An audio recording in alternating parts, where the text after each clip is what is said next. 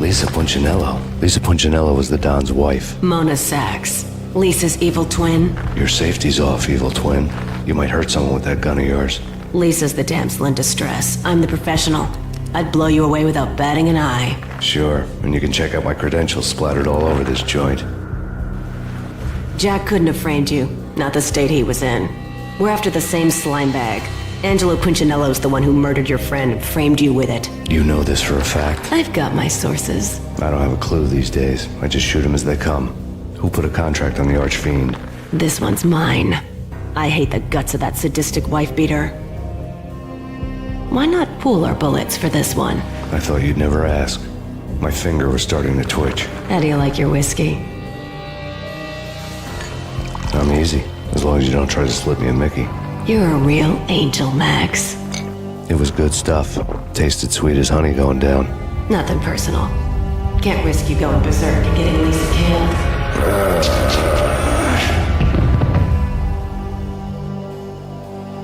The nightmare was always the same. Violent shapes moving in darkness, old and ugly. The killer's mad laughter was a riddle filled with wicked innuendo.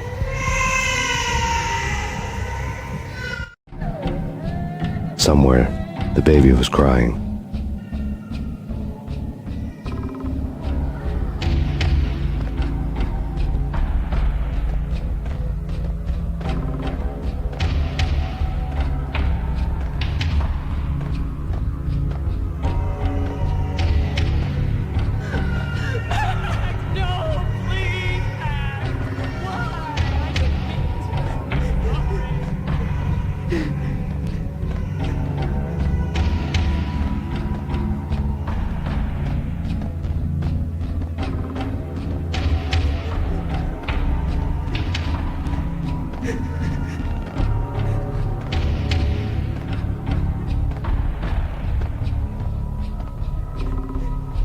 Should have known it when we found you snoring next to Lupino's corpse. A comedian, huh? The pictures were filled with good old times.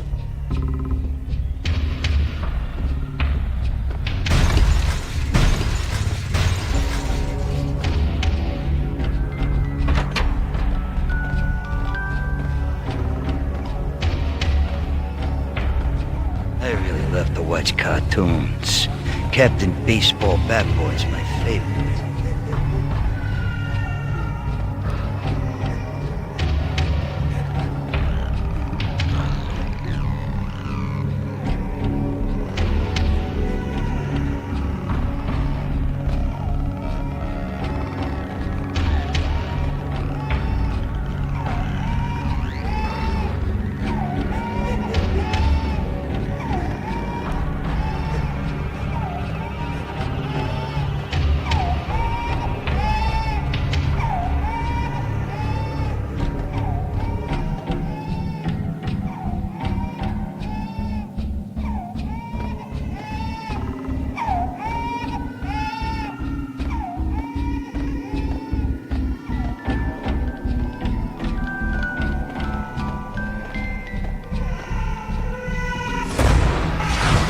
No, no, no, please God, no.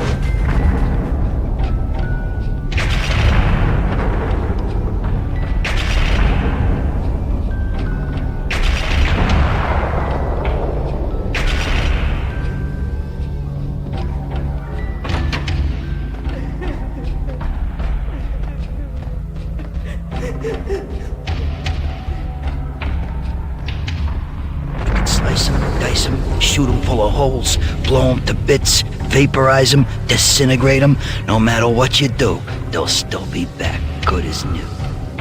Michelle's diary lay on the table. Michelle was working part-time in the district attorney's office. Her diary was open on today's entry, her handwriting all pretty curves. An army dossier found its way to my desk yesterday. Valhalla? Isn't that a Norse myth? Something about Vikings? I tried to tell Max about it, but he was busy, that cute frown on his brow. Guess it's nothing, just a mix-up at the courier service. From now on, I would always find time for her. It was a hollow promise. Too little, too late.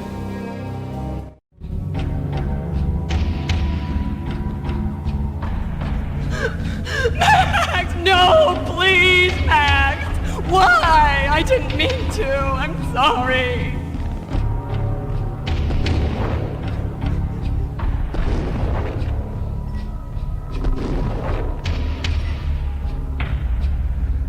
Murderer! You killed her! Nothing like that ever happens in the real world.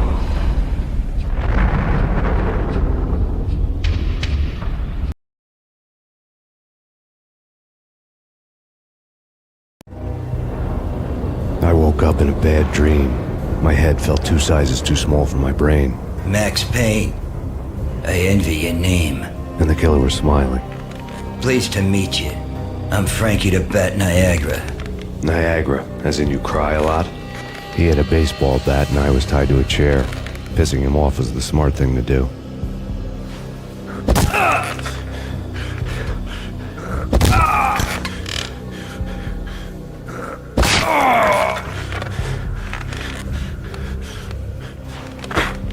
Nothing wrong with a little laugh now and then.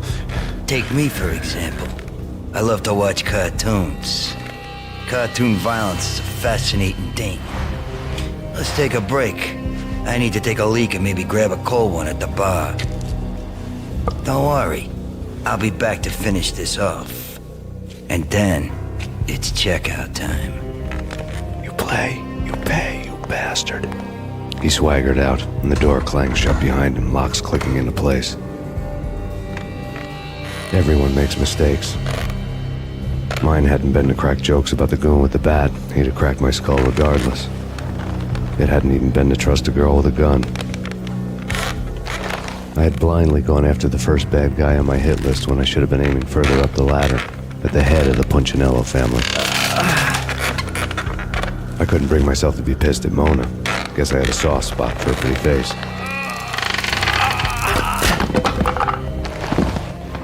But when somebody decides to play baseball with your head, you tend to get sore. They had dragged me back to the basement of Lupino's hotel. I was beaten, bruised, and blue.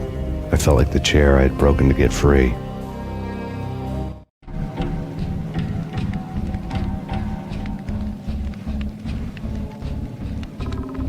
All I had was Niagara's bat, sticky with my own blood. Without a gun, I'd be no match for Frankie's men. I'd have to play hide and seek with them.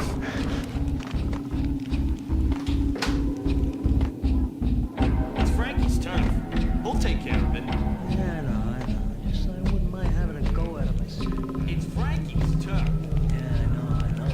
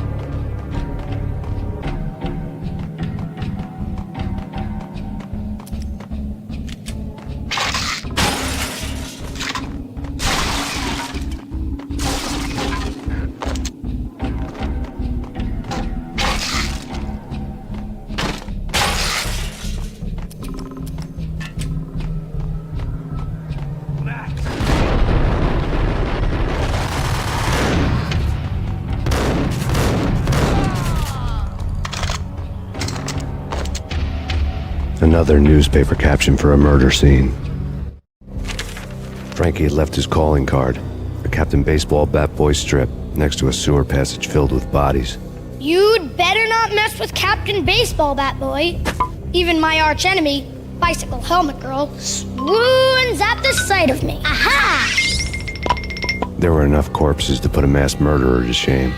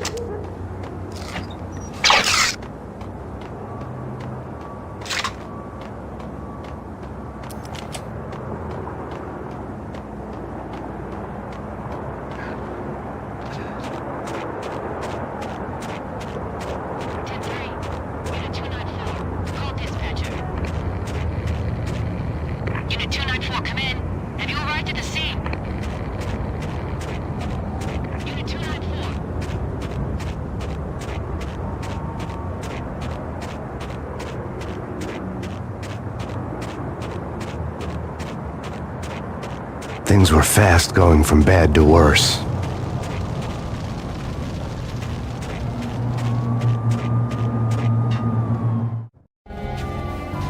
The men in blue had come and gone. They had decorated the place with chalk outlines and tied it together with yellow tape. The cops who had stayed behind were dead. Frankie, his boys, and I had the place all for ourselves. Just forget about it. Just forget about it. Hey, just forget about it. That crazy witch, you should have heard her. She was a real scream when the boys caught her trying to cap the Don. Oh, that's friggin' bad. To the trio? That's even worse than what Frankie's doing to that poor bastard downstairs. She's gonna take a long time to die. The mobster muscle on the phone was talking about Mona. Punchinello's trio were nothing but bad news.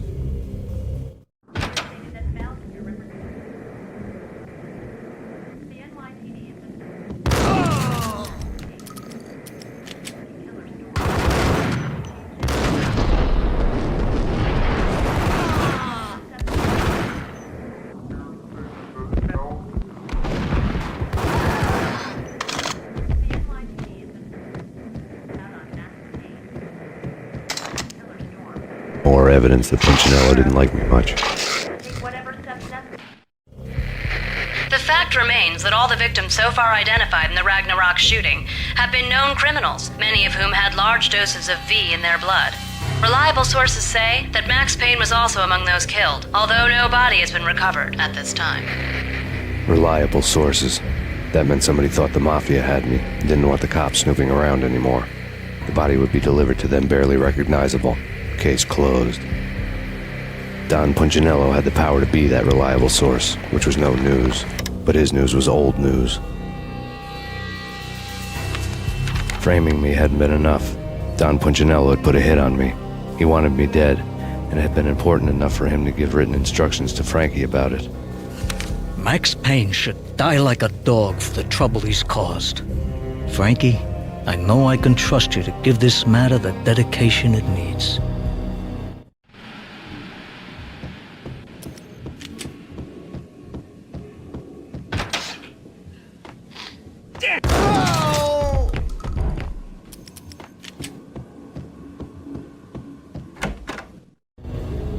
The hotel bar was fast developing quite a history. True to his words, Frankie was there, having a beer. Jesus Christ. How the hell did you get loose? Got bored waiting. Thought, what the hell, we could just as well finish this here.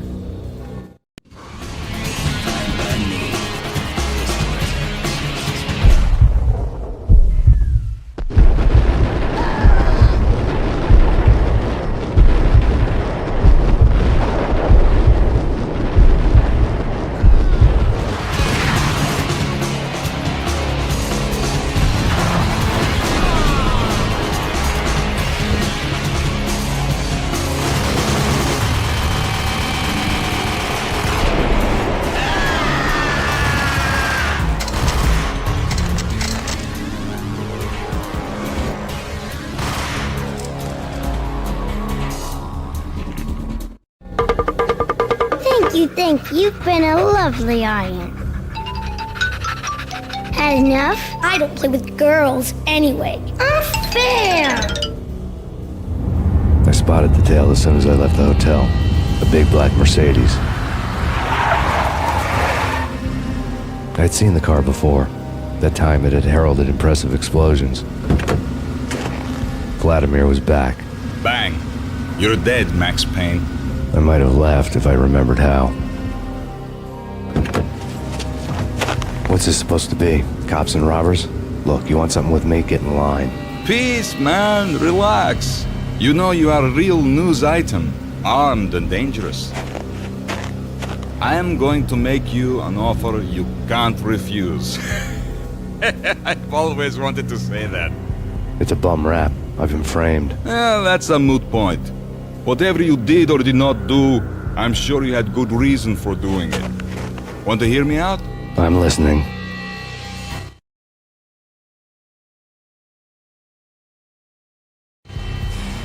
Punchinello messing with V is bad for business all around. But that's not all. There is this guy, Boris Dine, used to pull jobs for me. He's the captain of the cargo ship Charon. Now the bastard turncoat has gone over to the other side, Punchinello's. The ship's loaded with high-res hardware, guns, my business. If Punchinello gets hold of that cargo, he's won and I have lost. And you'll have your work cut out for you. If you want to get to Punchinello, you'll need heavy-duty persuaders.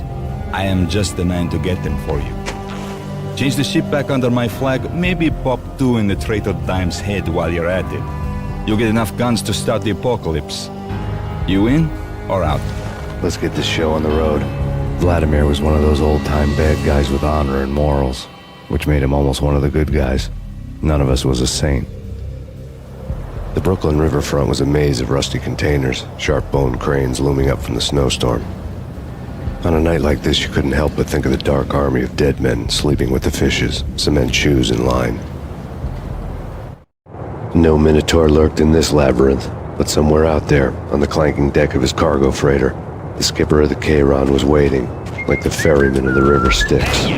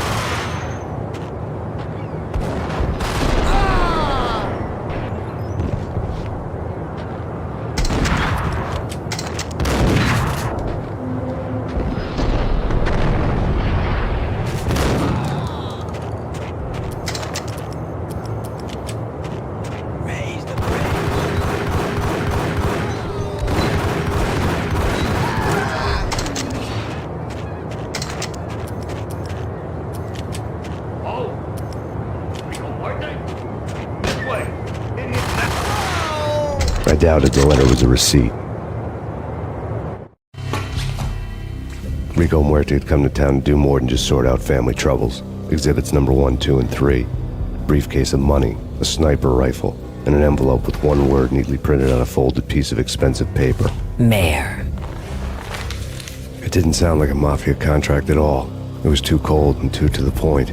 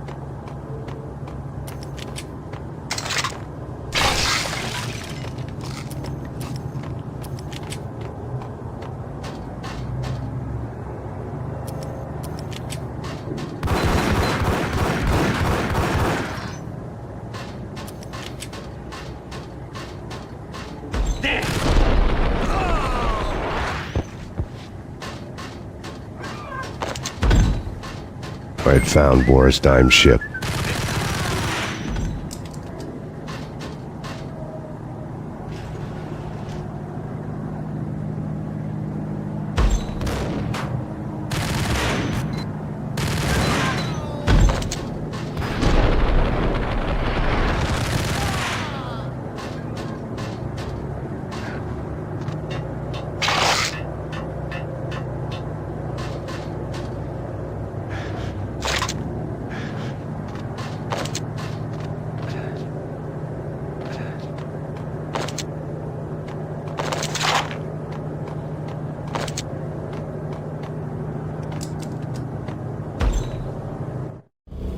Rust had crept over the sides of the cargo steamer a long time ago.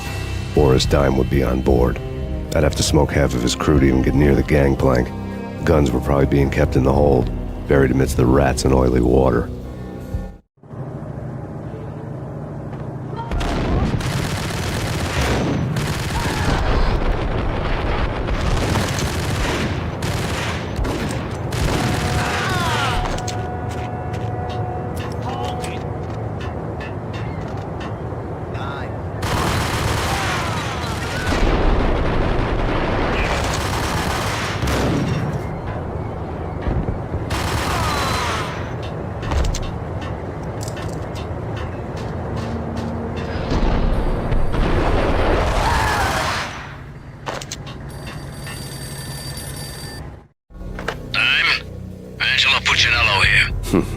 Angie, tell me, how much did Dime cost you?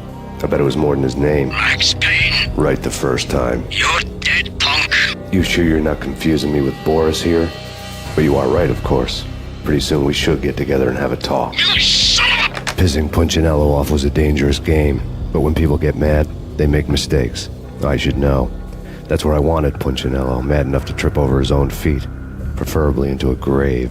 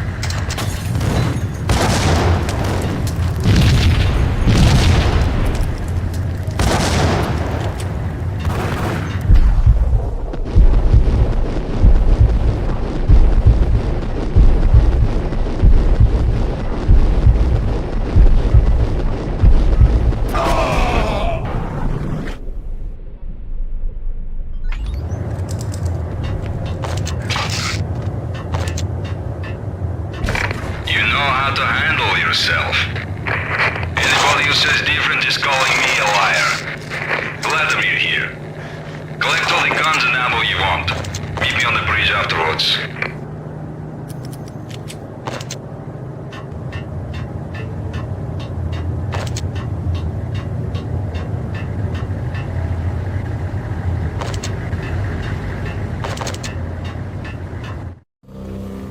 Did you get everything you need? Check.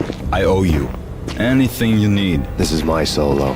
When I'm through, Punchinello won't be anybody's problem anymore. Clear as vodka. But anytime you get between a rock and a hard place, just whistle. This could be the beginning of a beautiful friendship. You really get a bang out of this big-time gangster act, don't you?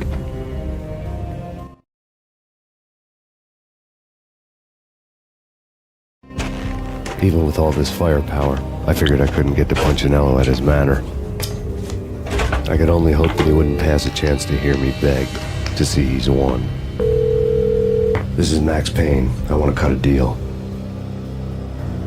Payne, you're a dead man. That's what everybody keeps telling me. I got your ship and her cargo. I want to meet. No pain, no gain. Capiche? You know my restaurant? Yeah, I know it. 1 hour. Punchinello's restaurant had seen better days. Snow was falling like ashes from post-apocalyptic skies, but that was outside. Things would soon get hot in the Don's restaurant. I knew it was a long shot, Angelo Punchinello actually showing up, but there was no crime in hoping.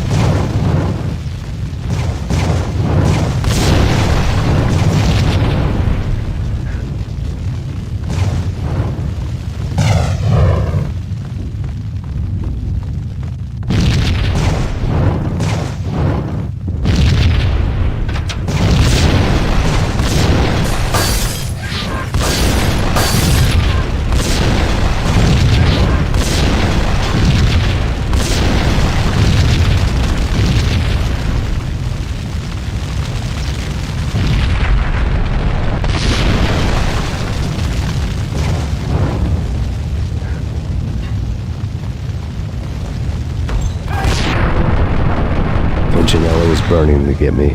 The feeling was mutual. He was trying to put out my flames with gasoline.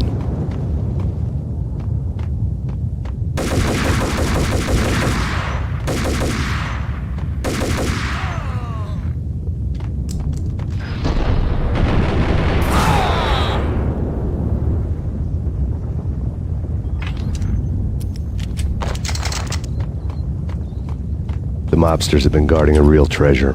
The way out of this disco inferno.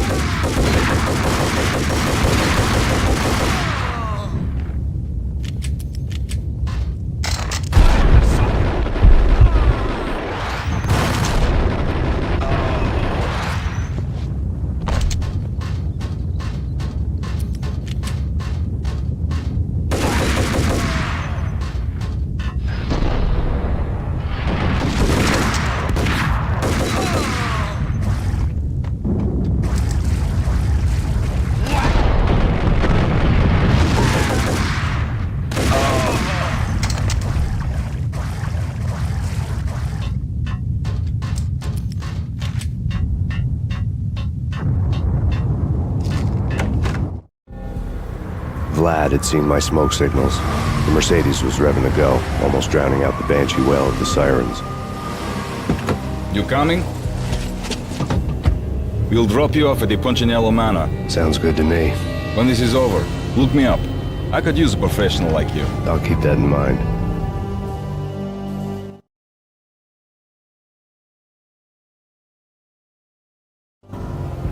The night groaned with cold.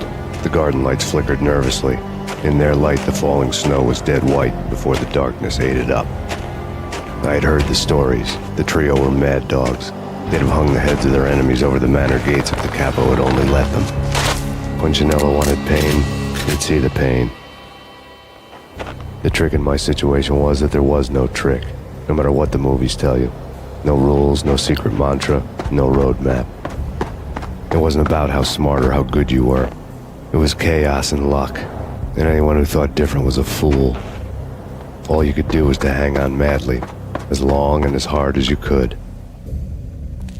Someone had graciously left the back door open for me and killed the guards. My money was on Mona. I knew the trio would be standing between me and Punchinello. I had read their rap sheets, thick as phone books. No one would be walking out of here alive.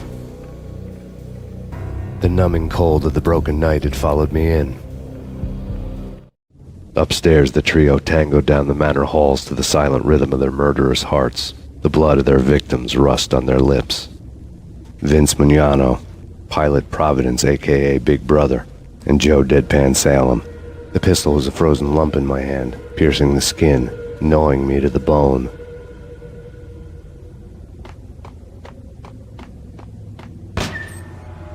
In death, the thug had been promoted to messenger.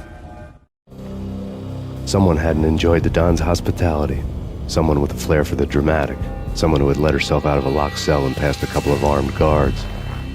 My thoughts were on Mona again. I could only hope she was a good enough gambler to walk away while she was still winning, before she'd run into the trio.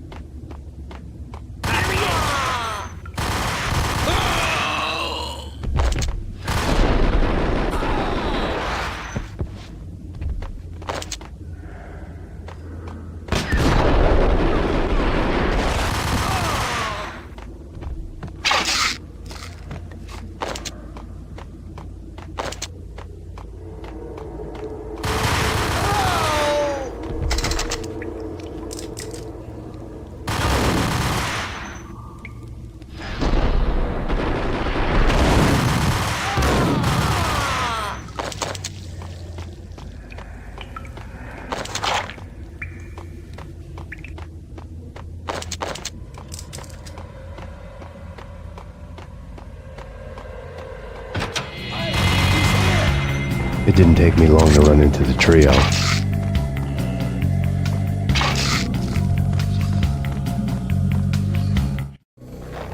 The word on Lisa Punchinello was that she was a bit of a witch. The tarot cards on the kitchen table fit the picture. They weren't my kind of cards, but I was willing to take a crack at the hand Mrs. Punchinello had dealt. The first card was the Tower. Maybe that was supposed to be the Manor. It got easy after that. The devil was the master of the house, and death was me, coming for him.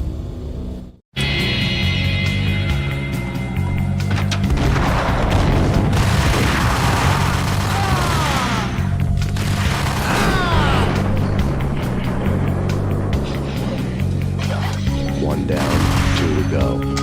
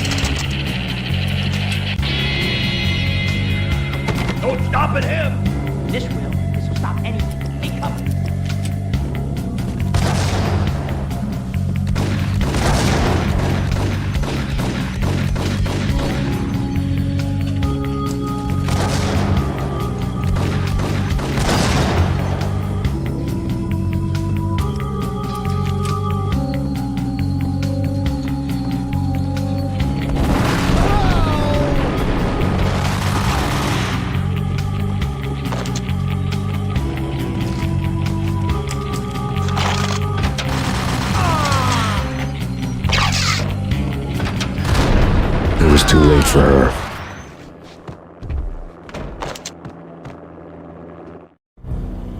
You're a real angel, Max. I couldn't tell whether it was Mona or her sister. The body was a mess. The sick bastard had really gotten a kick out of it.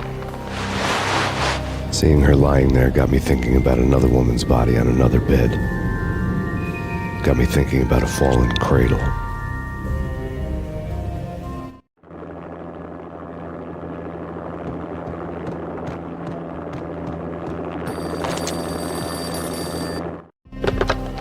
Max Payne. Talk to me. Alfred Woden. You've got company. An armed helicopter just landed on the manor grounds. You must hurry. The more the merrier.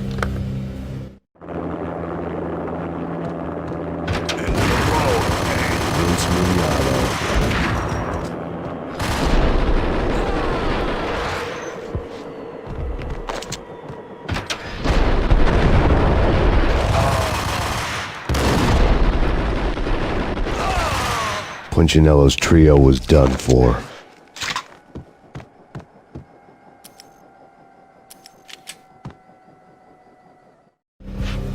Outside my door. Hurry. It's coming for me. You gotta hurry. Please. I could hear Punchinello on the phone begging for help. He should have been saying his goodbyes. Punchinello was a pushover. The moment I stepped into the room, he folded like a deuce before a royal flush. No, wait. I was just doing what I was told. I couldn't refuse. She's someone high up. Government, maybe. I don't know. He was trying to buy more sand for his hourglass. I wasn't selling any.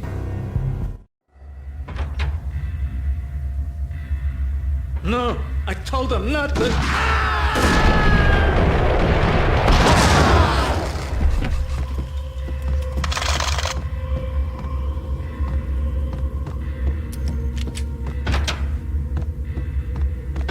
Drop it.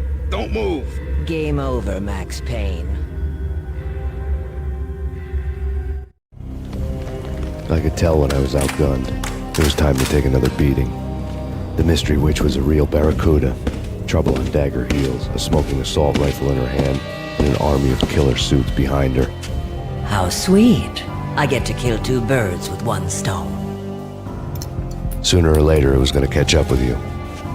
Mr. Payne, it's time to show you the benefits of my brew. Be a good boy now. You'd find that Lady Luck was really a hooker. You were fresh out of cash.